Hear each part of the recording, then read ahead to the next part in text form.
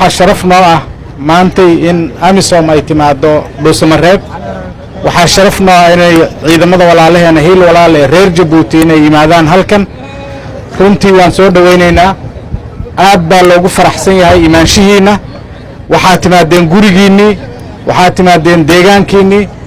awalna waad joogteen haddana waad timaadeen magaalo cusub baa timaadeen marka waan idinku soo dhaweynaynaa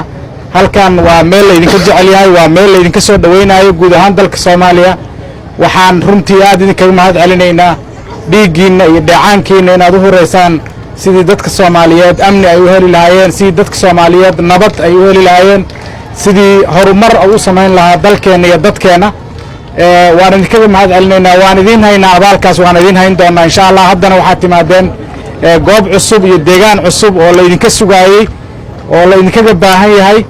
waxaan dareensanahay inay joogitaanka halkan ay joogaan ciidamadaas inay magaalada iyo deegaanka u soo